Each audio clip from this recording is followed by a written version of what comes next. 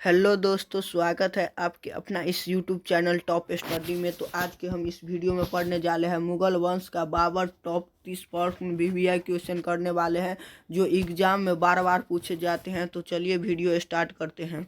तो सबसे पहला प्रश्न है, मुगल सम्राट बाबर का जन्म निम्नलिखित में किस स्थान पर हुआ था? तो सबसे पहला ऑप्शन फरगना, दूसरा ऑप्शन काबुल, तीसरा ऑप्शन कंधार, तो चौथा ऑप्शन गजनी।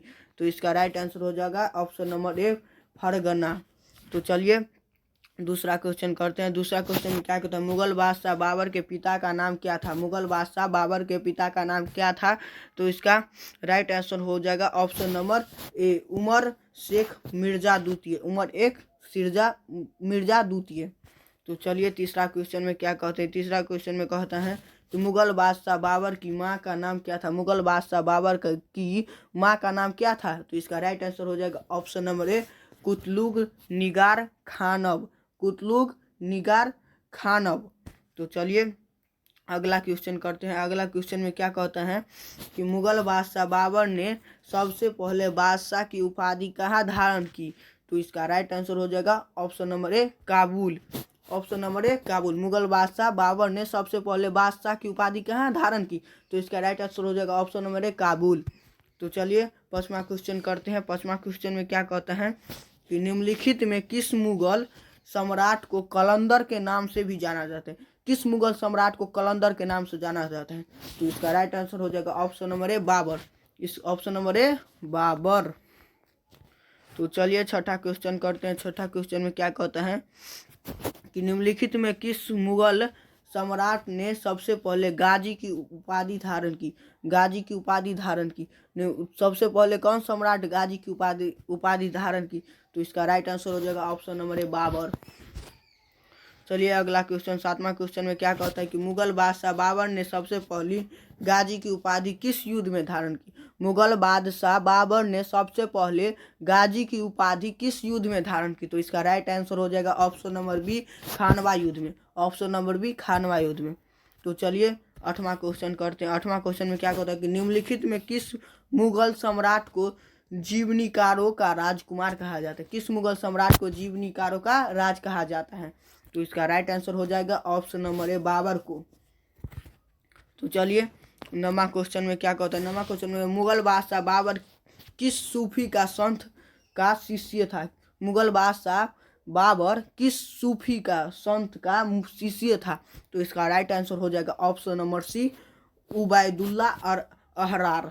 उबैदुल्ला अहरार। चलिए 10वां क्वेश्चन में क्या कहते हैं कि मुगल सम्राट बाबर ने किस सूफी आदेश का पालन किया था? मुगल सम्राट बाबर ने किस सूफी आदेश का पालन किया? तो इसका राइट आंसर हो जाएगा ऑप्शन नंबर सी, नक्शबंदी संप्रदाय। नक्शबंदी संप्रदाय।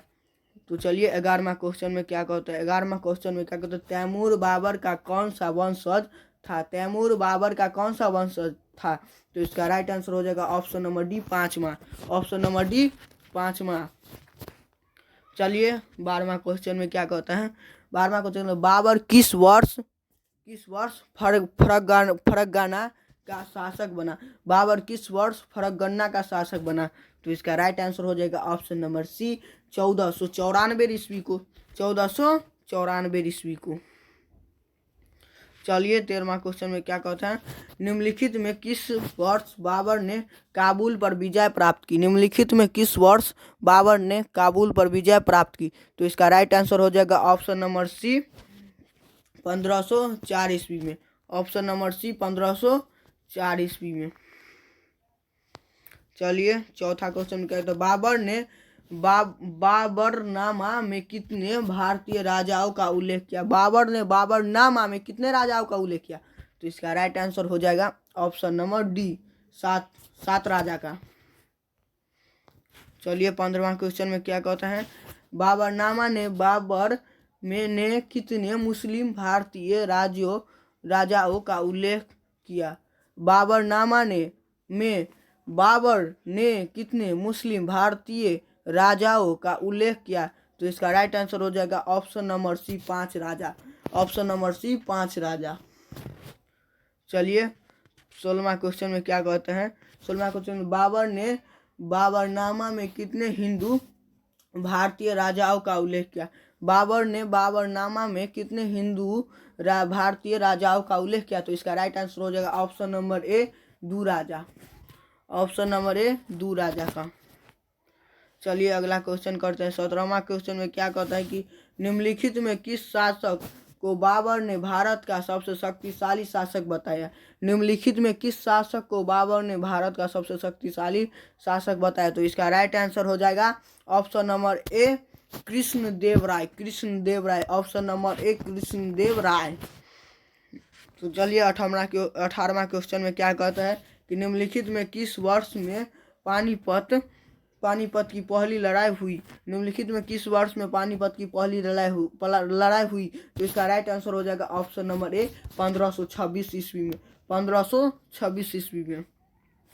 चलिए 19वां क्वेश्चन में क्या कहता है कि खानवा युद्ध निम्नलिखित में किस वर्ष हुआ?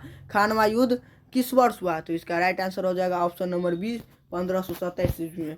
1527 ईस्वी में खानवा युद्ध हुआ। चलिए 20वां क्वेश्चन कहते हैं, ये लास्ट क्वेश्चन है। घाघरा युद्ध निम्नलिखित में से किस वर्ष लड़ा गया? घाघरा युद्ध निम्नलिखित में से किस वर्ष लड़ा गया? तो इसका राइट आंसर हो जाएगा ऑप्शन नंबर डी, 1529 में। ऑप्शन नंबर डी, 1529 ईस्वी में खानवा युद्ध लड़ा गया, 1529 ईस्वी में। तो चलिए अगला में ये चैप्टर समाप्त हो गया। मुगल के बारे में हम वीवीआई ऑब्जेक्टिव क्वेश्चन यानी GK question, history objective question, GK question कर लिए हैं। तो आशा करता हूँ ये वीडियो आपको अच्छे लगे तो लाइक करें, सब्सक्राइब करें, शेयर करें, कमेंट करें। कमेंट में ये ज़रूर लिख देना कि आपको किस टॉपिक पर वीडियो चाहिए। बाय बाय, तब तक के लिए बाय बाय। मिलते हैं अगले क्लास में।